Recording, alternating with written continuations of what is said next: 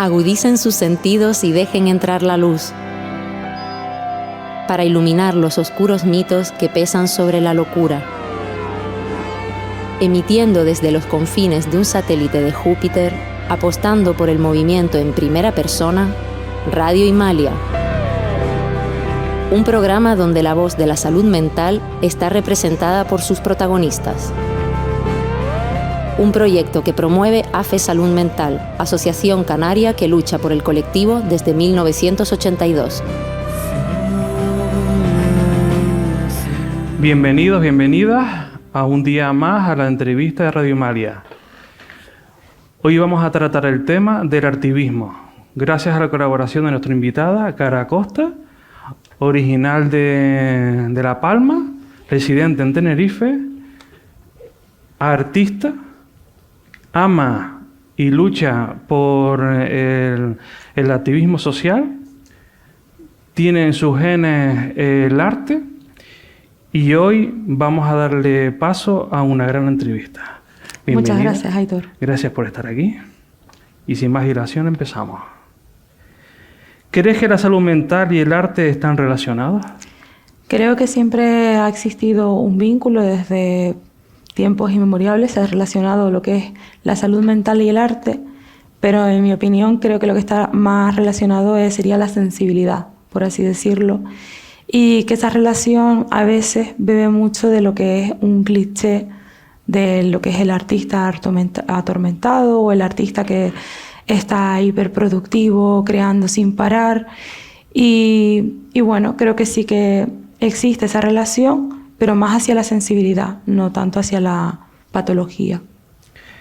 Vale, entonces la sensibilidad del artista influye mucho en cómo plasma su arte, su producto, etcétera, ¿no? Sí, exacto, porque no todos ni todas las personas con problemas de salud mental son artistas, ni todos los artistas tienen problemas de salud mental. Ok. ¿Cuáles son tus referentes o qué te inspira a la hora de crear?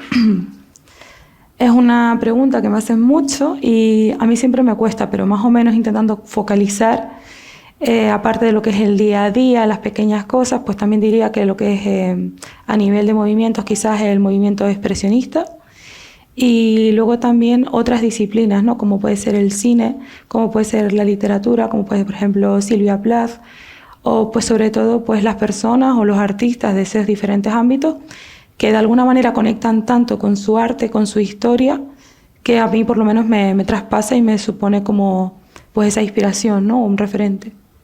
Y dentro del mundo de la inspiración hay un bloque que llena o sacia más esa parte, o sea, mejor tu bloque emocional por experiencias vividas o porque conociste a una persona que te aconsejó. A nivel creativo, ¿quieres Sí. decir? Yo trabajo mucho desde mi experiencia personal porque me sale como más natural, ¿no?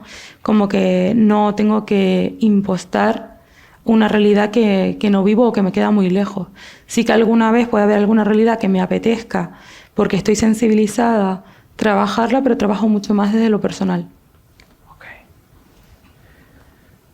Tu obra tiene un alto contenido personal y biográfico. ¿Cómo ha sido ese proceso en tu vida y en lo profesional?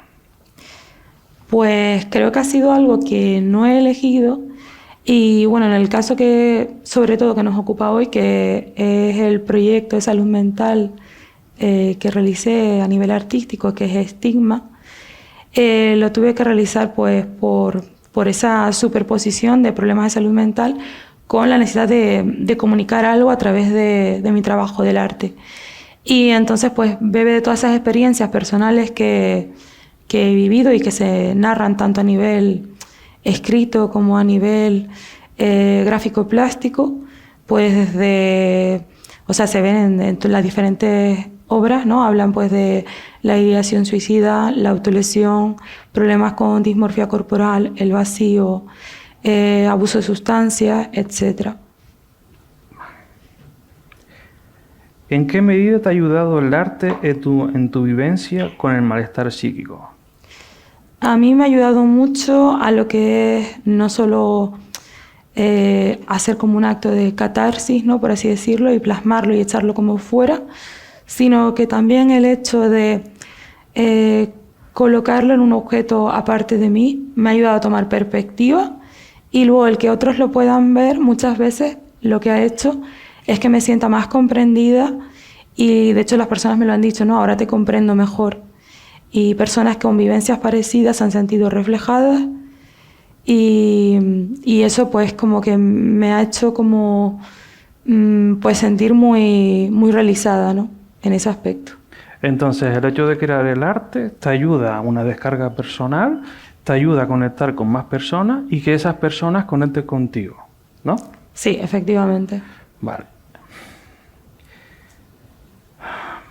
¿Buscas algún objetivo con tus obras? El primer objetivo, digamos que es individual, que es para mí, ¿no?, esa comunicación, esa plasmar sentimientos, plasmar preocupaciones, etcétera. Y luego el siguiente objetivo ya es traspasar ese nivel, ¿no?, y pues llegar a los demás, comunicar algo. Y también no sería honesta si dijera que también como que no quiero como, sabes, que me gustaría como dejar algún tipo de huella, ¿no? Pues también como la idea de que cuando mueres, ¿no?, desapareces, pues al final tu obra, de algún modo, aunque no llegues a ser famoso, pues puede seguir existiendo después de ti. Entiendo que sería dejar un legado. Legado me parece una palabra un poco fuerte, pero más eso, como no desaparecer tal cual.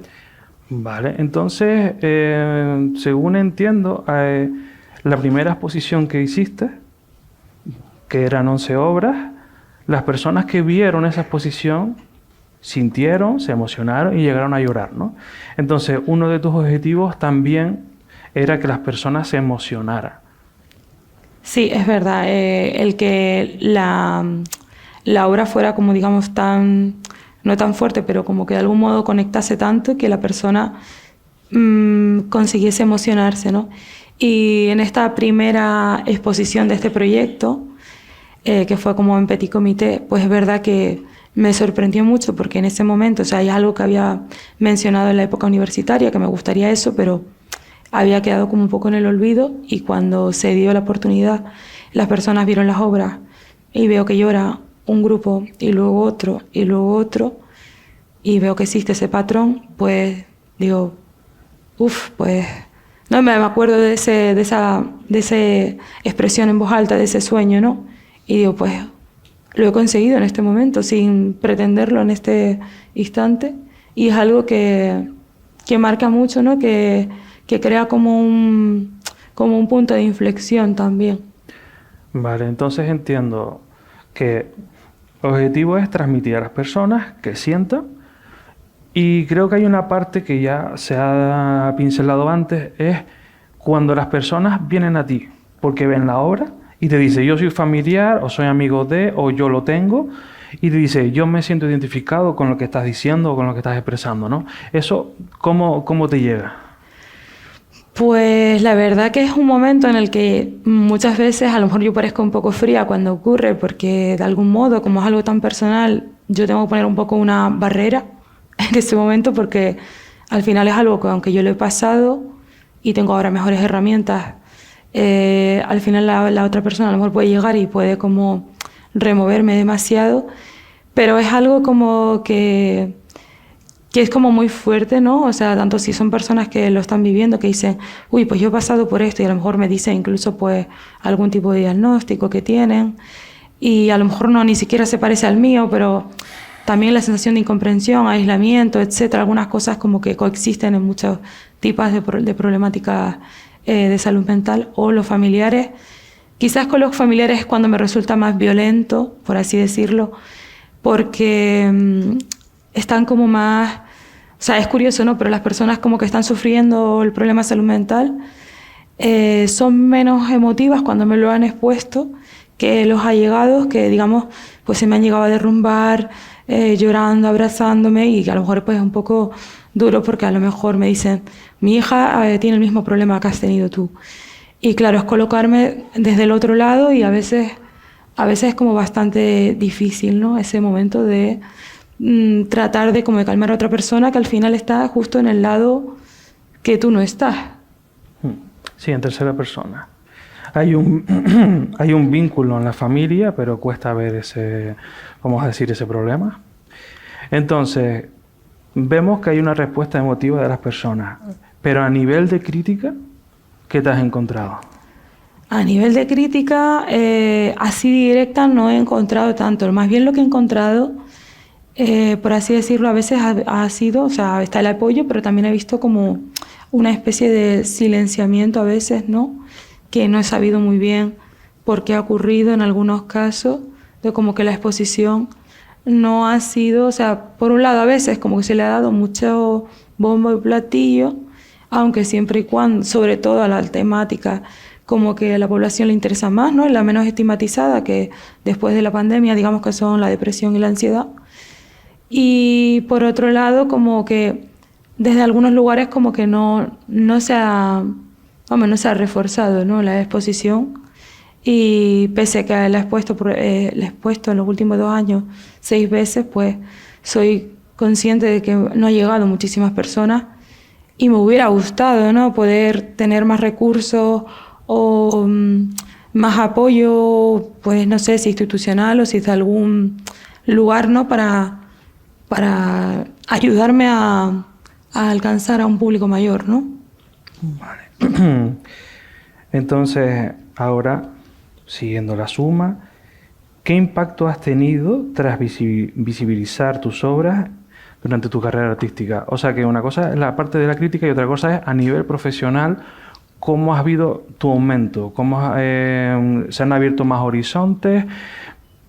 Vale, en este caso concreto voy a hablar de esta posición, porque como tengo más proyectos, porque el otro proyecto sí que hubo crítica más fuerte, pero eso lo vamos a dejar de momento. Con esta sí que, pese a esa invisibilización, y fue como una cosa como a 2 partes, ¿no? Sí que he notado que ha habido como un impulso a lo que es mi carrera artística, y también eso pues me ha sentado bien porque ha sido como de alguna forma algo que llevaba tiempo como ocultando, negando y demás, ¿no? El exponerlo, pues aparte de dar mucho miedo, ¿no? Yo he visto que esa reacción honesta ha tenido una respuesta que considero finalmente positiva. Muy bien. ¿Y ahora mismo te genera incertidumbre la respuesta del público a la hora de crear? Siempre la respuesta del público nunca sabes cuál va a ser. Entonces, en proyectos de un calibre más personal, siempre la respuesta te va a importar más, te va a suponer pues un mayor riesgo, un mayor miedo, porque al final lo relacionas más con lo que es tu identidad, con lo que tú estás haciendo. Entonces, tú haces una obra, pues, que a lo mejor no tienes tanta preocupación por ella, pues aunque te importe la respuesta del público, pues a lo mejor tú puedes decir, bueno, me la compran, no me la compran, pero tampoco es tanto drama. Pero si es algo en lo que tú has volcado tu esfuerzo, tu vivencia y demás, pues que hay una respuesta negativa o que no haya respuesta, pues obviamente pues te va a afectar bastante más. O sea, una parte es ser tú misma, de generar tu propio producto sin influencia de los demás, y después ya es si lo acepta o no el resto del público. ¿Me entiendo? Sí, de hecho esta exposición, por ejemplo, yo la hice a espaldas del público, no la subí a redes hasta que estuvo, para evitar un poco esa contaminación, esa búsqueda del feedback ajeno, de la validación constante, porque consideraba que era una obra que debía como crearse desde un lugar, un nicho más pequeño, ¿no? más privado. Vale. Y dentro del proyecto de Estigma, ¿qué opinas de las etiquetas y de los diagnósticos psiquiátricos? Bueno, todo esto es desde mi visión personal. En mi caso, que ahora leeré un texto de la última obra que he puesto en este proyecto, la etiqueta diagnóstica puede tener como un valor primeramente positivo, a veces, como esa búsqueda de qué me pasa, no lo entiendo, no encajo, etcétera, ¿no? Y que te culpabiliza. Y por otro lado, a veces se puede confundir el tener algo con ser algo. Y ahí yo, por ejemplo, vería un problema porque puede suponer una barrera para la mejora. Entonces, bueno, voy a leer el texto de lo que sería la última obra de este proyecto, que se titula Salir del cuadro diagnóstico. Lo malo de las etiquetas es que cuando te quieres dar cuenta, se han adherido tanto a tu piel que no puedes desprenderte de ellas fácilmente. El diagnóstico apareció después de muchos años de sentirme vacía, angustiosamente cóncava y falta de respuesta. Fue química instantánea, un flechazo. Lo abracé como si en ello me fuera la vida y al poco se convirtió en mi epicentro, mi excusa, mi identidad, todo. Me faltó poco para enmarcarlo. El rol de enferma se asentó muy deprisa, forjando la idea de que la imposibilidad de cambiar o mejorar sin cercenarme a mí misma. Curarme suponía un acto de rechazo que no estaba dispuesta a asumir, porque estaba segura al 100% de que yo y el trastorno éramos indisolubles y que sin él no quedaría nada, únicamente el vacío.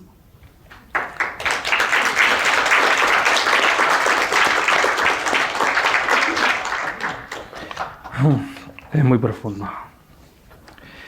Digamos que para poder decir esas palabras hay que tener muchas experiencias, tener una gran riqueza mental y después tener la fortaleza de poder escribirlo.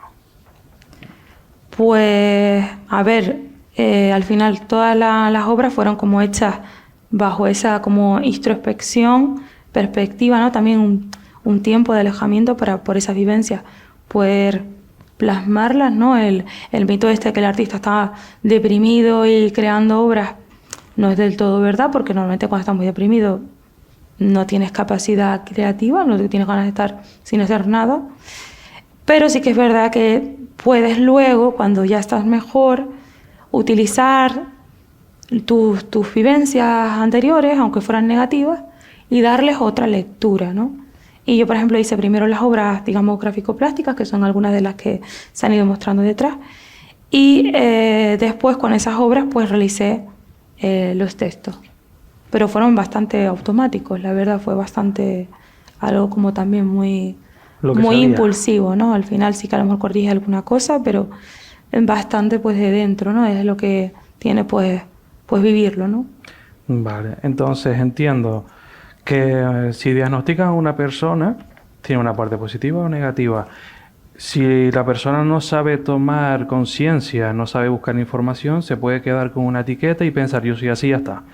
O, del otro lado, si entiende que cada persona es un mundo, que aunque tengamos un diagnóstico X, somos realmente diferentes entre todos.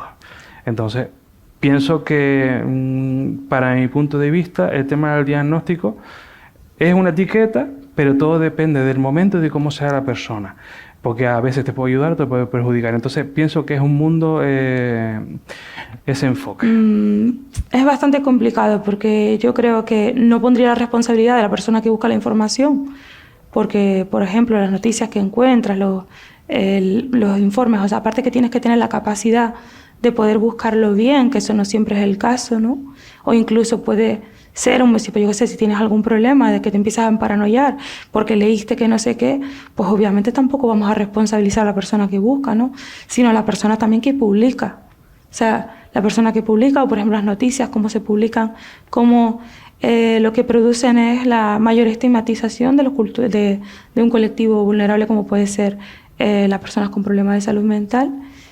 Y también que el etiquetado muchas veces lo que supone siempre o casi siempre es una discapacidad, ¿no? Que bueno, ahí también tendríamos que ver por qué siempre equivale a discapacidad, y si no, no se despliegan los recursos que a lo mejor podrían ser simplemente un apoyo, ¿no? Sí, hay unos protocolos que si no pasas por unas características no te recibes la ayuda X, ¿no? Exacto. Y tienes razón que cuando se busca información hay que buscarla lo más verídica posible, porque hay de todo. Bueno, pues en la salud mental el estigma es una de las principales barreras para recuperarse. ¿De qué manera podemos eliminar esas barreras? Vale, lo hemos mencionado un poco antes, pues sí, el estigma obviamente es una barrera enorme, pero no solo para recuperarse, sino creo que también tiene responsabilidad en que la persona empeore, o incluso pues hay enfermedades que surgen a partir de situaciones, ¿no? Si a ti te aíslan, te separan, digamos, pues la educación, el trabajo, un montón de sitios no están preparados para lo que es la diversidad que estábamos hablando, ¿no? Entonces al final este trato diferente, ¿no? Y en exclusión también hace que se cree una barrera mayor. Y después eso, por ejemplo, los medios de comunicación, cómo tratan este tipo de noticias, o incluso el cliché que se fomenta desde la literatura, desde los medios audiovisuales, tampoco suelen ayudar a tener una imagen de lo que es pues problemas de salud mental, digamos, más que genere una empatía, ¿no? Que genere, pues, no sé, ¿no? Más allá de lo que es la depresión y la ansiedad, que es lo que más ahora se está viendo, ¿no? Por ejemplo, Inside Out, que ahora ven con lo de la ansiedad, pero más allá de ahí, la barrera es enorme. Entonces entiendo que todos tenemos que tener nuestro apoyo, nuestro granito de arena para poder ir construyendo un futuro mejor. Sí. Vale. El arte tiene también sus propias etiquetas. Ser artista es una profesión que se ha asociado a la precariedad y la vida bohemia. ¿Qué opinas en este sentido? Ya dijiste el tema de la persona depresiva, sí, y tal. Bueno, está por un lado el cliché, ¿no? del artista, y luego esa precariedad y esa vida bohemia también lo que ayuda es a construir lo que es un personaje, y hay como una imposición a cumplir ese estándar, que eso también es bastante agresivo, de que si no te encuentras en ese personaje, ¿no? Al final no eres lo suficientemente artista, con lo cual incluso pueden moverte a llevar a tener conductas, pues, de riesgo, de determinadas cosas para encajar en ese tipo de etiqueta, ¿no? Del artista así, pues, bohemio, ¿no? Por ejemplo. Y luego también lo que el tema de la precariedad, hombre, pues la precariedad es porque no se establece como el arte como una profesión, como otra cualquiera, sino se observa como otra profesión que también tiene que tener sus derechos laborales, y la forma en la que se trata no se asegura que, o sea, el arte al final también es un patrimonio, como también lo es, pues no sé, a nivel científico, ¿no? Hay que dedicarle también recursos, porque al final también es algo que ayuda a crecer lo que es la sociedad, ¿no? Creo que acabas de decir una buena palabra, que es lo que es patrimonio. Y por otro lado, el tema es que a nivel personal uno va a un sitio, ves obras y cada uno tiene su opinión. O sea, hay una parte subjetiva. Hay otra parte que tú dices, bueno, pues estás pintando un paisaje porque es este paisaje, pero hay otras cosas que son subjetivas. Entonces, realmente creo que en la parte del arte hay una parte que es ignorancia, una parte que es más fácil de ver, y otra que es la que el público no sabe, que es donde tú estás. Porque yo y el resto del mundo veo una información, pero la parte del artista que ve lo que tiene que hacer para poder salir adelante y lo que cuesta salir, eso yo no lo puedo ver porque no estoy ahí, ¿no? Entonces, realmente, ¿qué supone para ti dedicarte a lo que amas profesionalmente? Pues es algo que, digamos, que tiene dos puntos de vista. Está la parte en la que, pues, me alegro, ¿no? de poder vivir de lo que me gusta, ¿no? Y luego está la parte negativa, que es la que dices que no se ve, ¿no? Que es esa precariedad, esa incertidumbre, esa poca valoración social, donde te preguntan que si has estudiado, si te da para vivir el mes, etcétera. Un montón de comentarios paternalistas con asimetría de que tú eres menos que el resto, etcétera. Entonces, pues considero que falta mucha educación artística, mucha empatía, recursos de nuevo para que las personas artistas, que se invisibiliza mucho porque necesitas muchas veces de otra profesión para dedicarte enteramente al arte, con lo cual ya no te estás dedicando enteramente porque tienes que hacer dos profesiones, y yo eso considero que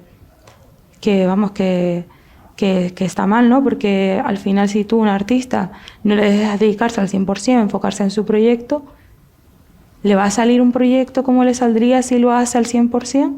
O si la persona tiene que estar todo el rato en un nivel de precariedad extremo, de incertidumbre, ¿le va a salir, va a poder tener capacidad de hacer el mismo nivel de proyecto que... Yo te digo que sea una cosa digna, ¿sabes? Ni siquiera un sueldazo, por así decirlo, sino la dignidad de poder trabajar de esta profesión, ¿no? ¿Y puedes comentar, en los 6 sitios que expusiste, ¿te dieron dinero por exponer tu obra? Mayormente no, y costó mucho que de los pocos que ha habido, digamos, una retribución económica pese al esfuerzo, ¿no?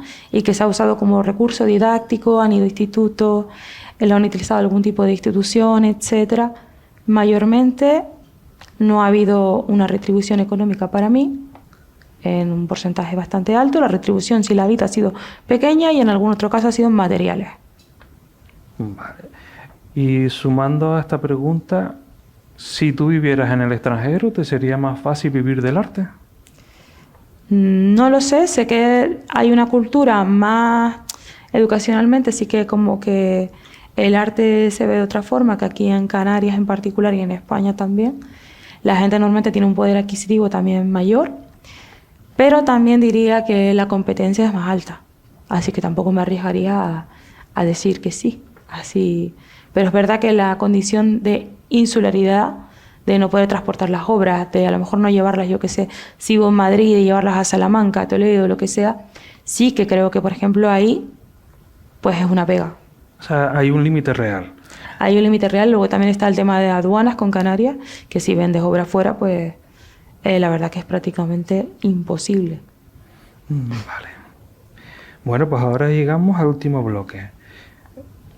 En el terreno más personal, ¿qué papel juega el entorno en un momento de crisis?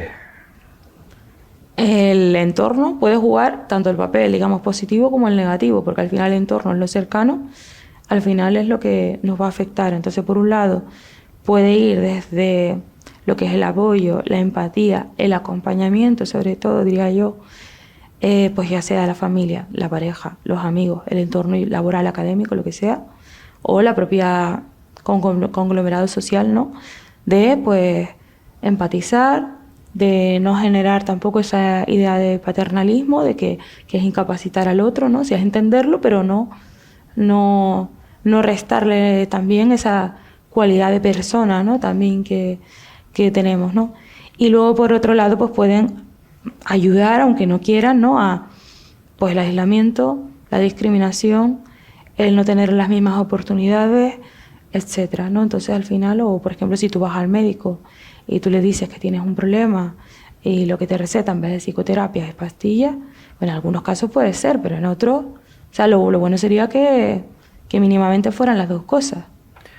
Irónicamente, los profesionales de unos años para acá están diciendo de parte farmacológica más terapia, pero la realidad, por lo menos aquí en Tenerife, es menos medios, 3 meses, 4 o 5 meses para ver al psiquiatra, 3 meses a lo mejor para ver al psicólogo, y el psicólogo te ve 15 minutos. Entonces realmente hay una precariedad en ese sentido para poder tener un apoyo. Claro, pero ellos lo que podrían es hablar de esa precariedad también y dejar de recetar. O sea, al final decirte, mira, te voy a recetar esto, pero admitir que es un parche. Decir, mira, para que la gente se queje, para que la gente realmente sepa que a lo mejor esa no es la respuesta. No darle responsabilidad a la persona de, por ejemplo, estos casos, ¿no?, de ansiedad y depresión que están ocurriendo, pues muchos no tendrían por qué tener que tomarse a lo mejor esa medicación. O sea, hay casos que obviamente sí, o sea, desde mi punto de vista, pero yo he ido a salud mental y he pedido psicoterapia y lo que me han dicho es, vamos a darte pastillas cuando yo en su momento ya dejé las pastillas. Si tú vas a mi historia, porque ya no están, o sea, ¿de qué de nuevo me las quieres pautar?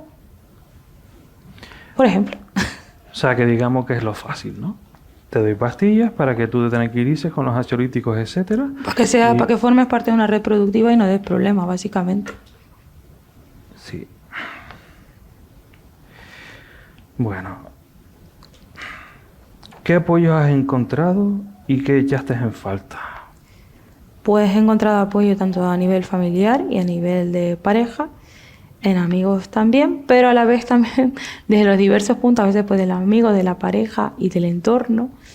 Echas en falta sobre todo la capacidad de acompañamiento. O sea, muchas veces lo que yo veo desde en general, o sea, lo que más se repite, o bien es el no voy a actuar, entonces normalizan lo que pueden ser crisis, o sea, se normaliza de algún modo.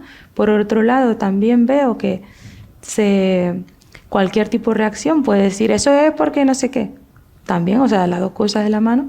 Y luego, es muy difícil para el entorno acompañar. Por eso también utilizo tanto esta palabra, porque es como que se sienten muy mal viéndote como que no pueden ayudarte. Y entonces como que intentan como apagar el fuego, como ayudarte de cualquier manera, sin que seas tú el que, pues a lo mejor pues llores, esperes como un poco que pase como la situación mínimamente y seas tú el que reconduzca la situación, ¿no? Y al final aprendas de ello, ¿no? La otra persona al final es como, pues no llores, no sé qué, intentar como controlar algo que al final ni siquiera les pertenece, tampoco es su responsabilidad, ¿no? Entonces, las personas desde fuera intentan ayudar a su manera, con sus herramientas, pero normalmente no saben cómo hacerlo porque no lo han vivido o no lo entienden o simplemente no lo han enseñado. Les da malestar la impotencia y el sentimiento que es malestar de la otra persona y no sé, o sea, en vez de atravesar ellos mismos su propio malestar, pues lo reconducen intentando pues arreglar a la otra persona, por así decirlo. Vale, o sea que su propia frustración la reflejan en la otra persona. Vale. Entonces, con toda tu experiencia, ¿qué herramientas has conseguido para poder tener un equilibrio, un bienestar? Bueno, está complicado eso. Pero bueno, a mí lo más que me ayuda, que es algo como súper simple, es pensar que lo que esté pasando es temporal. Como que de alguna manera va a pasar, porque es algo que me funciona cuando incluso, digamos, atraviesas un momento como de crisis alto, ¿no? Que a lo mejor una crisis más baja, a lo mejor puedes tener otras herramientas, ¿no? Después me voy a distraer, voy a cambiar de actividad, voy a hacer ejercicio, voy a pintar o lo que sea. Pero cuando hay un nivel a lo mejor muy alto, a lo mejor ya no puedo hacer eso. Entonces a mí me ayuda que va a ser temporal, que va a pasar. Entonces es algo como que yo entiendo que lo puedo utilizar casi siempre en todo tipo de momentos. Por eso lo digo, porque por lo menos a mí me ayuda mucho. O sea que bajo todos estos años, con tus experiencias, tú dices, este periodo es una tormenta que dura X tiempo, pero dura un tiempo determinado y va a pasar. Sí, o sea, saber qué es eso, que a lo mejor yo pienso que es interminable, pero que es un filtro. Digo, a ver cuándo se acaba.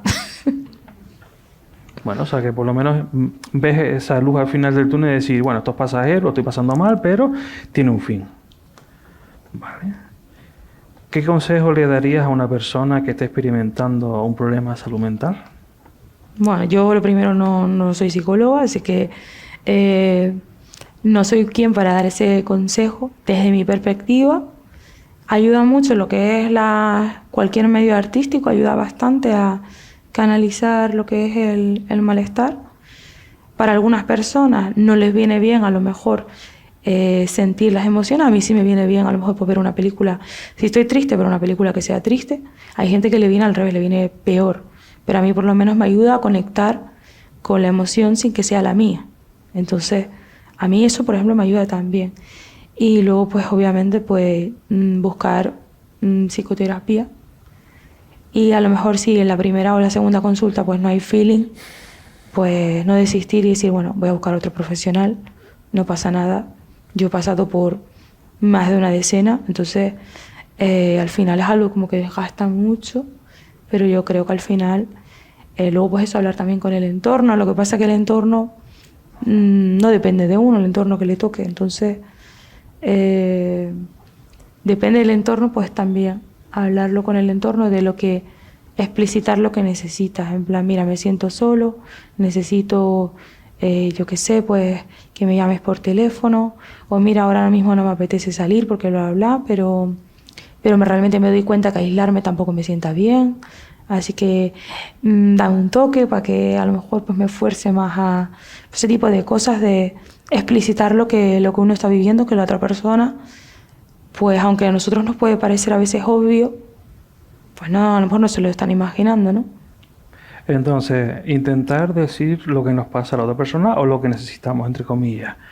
Me gustó la parte de ver escuchar una música, ver una película, bueno, ver pero una que serie. hay gente que le viene al revés, o sea, que a veces le intensifica, entonces también depende eso de la persona, ¿eh? Pero me gustó la parte de conectar con esa emoción, ese sentimiento. O sea, en tu caso, a ti te ayuda y a lo mejor a otra persona sí. O sea, me gustó. Para ir finalizando, sabemos de tu compromiso con las causas sociales. Por ejemplo, el feminismo con la exposición Objetos de Consumo. ¿Puedes contarnos sobre este u otros proyectos que tienes en marcha o a futuro? Bueno, es un proyecto que también expuse objetos de consumo hace, creo que no sé, he tenido 2 o 3 ediciones, 3 me parece. Y ese, por ejemplo, sí que tuvo más crítica, ¿no? Pues bueno, pues yo qué sé, la gente como que se enfadaba más, ¿no? Con lo expuesto. Sí, que vi como que me decían, pues como desde que las violencias representadas no eran reales, porque yo hice como lo que es un ciclo de lo que es el nacimiento, desde que estás embarazada y se te dice que lo que vas a tener es una niña, cómo se empieza a reproducir ese imaginario, ¿no? De qué va a pasar con esa niña, y como luego pues los juegos pues al final son desde cuidados, maternidad, belleza generalmente, que es lo que se espera que reproduzcas en tu vida adulta, mientras que los chicos pues muchas veces lo que se reproduce es más lo que es el ocio, se potencia pues la creatividad, el espacio, como más la individualidad, y en nosotras más como el estar del otro lado, ¿no? Que le hace falta complacer, el sacrificio, el agradar. Entonces, luego pues habla también de la violencia sexual, de la prostitución, del Me Too, del movimiento Me Too, el de ahora de Se Acabó, ¿no? Que es un poco el Me Too español, desde la violencia de género y el asesinato, etcétera. Entonces, toca como muchos temas dentro de lo que para mí, o sea, es lo que supone las vivencias como mujer todavía hoy en día, por ejemplo, en ese caso. Y ahora mismo también tengo una exposición colectiva en la que participo en el Exconvento de Santo Domingo con 7 compañeros más, que se llama Con los pies en la tierra. Y en mi caso he aprovechado que hace poco fue, pues junio fue el mes del orgullo, y narro lo que es la vivencia de las relaciones lésbicas, desde lo que es la resiliencia, de cómo se pornifica, se infantiliza, se vive pues esa discriminación, y lo he hecho a través de lo que es, al igual que en estas obras, que estas obras no son lésbicas, sino son de esa resiliencia a través del hilo conductor, como el kintsugi, que es el arte japonés de reparar con oro pues los daños, ¿no? Entonces pues recalcando esa resiliencia, que aunque no queramos, pues a veces es un poco lo que nos toca, ¿no? Entonces pues tú dices, bueno, pues esta es mi historia, que por ejemplo en el caso de salud mental pues también, o en el caso del bullying, o en el caso del racismo, en el caso de al final pues lo que tienes son, digamos, tus cicatrices, ¿no? Y tú dices, bueno, pues las llevo de momento porque es lo que me ha tocado, pero las llevo como no con orgullo, pero un poco así, como he sido fuerte, ¿no? Sí, que las cicatrices al final te dan una fortaleza, te dan una experiencia, y si lo sabes encaminar esa energía, te da una orientación en el futuro. Pues digamos que lo que estás comentando sobre la mujer, la niña dentro del vientre, ese proceso mental de lo que va a ser en el futuro, básicamente está condicionado por el sistema, por el apartado social, por el gobierno, por la parte económica, y desgraciadamente es lo típico que está pasando: los chicos ropa azul, las chicas ropa rosada, los chicos juguetes de guerra, las chicas trabajan en la cocina. Entonces, digamos que hay gente que es más consciente con eso, pero sigue estando. Entonces, sí, sigue estando, claro. Eso que estás comentando, ojalá que vaya cambiando, y ojalá que sigas haciendo muchas obras y que sigas creciendo. ¿Hay algo que se te haya quedado en el tintero? Posiblemente muchas cosas, pero yo creo que es el tiempo que tenemos para hoy, así que yo creo que de lo que íbamos a hablar, yo creo que más o menos está todo. Así que nada, agradecerles a ti, a Aitor, y a AFES por contar conmigo para la radio Himalaya. Pues muchas gracias por estar aquí. Ojalá que tengas mucha suerte en tu futuro, y te deseamos otro día más, otro día de gran felicidad. Muchas gracias.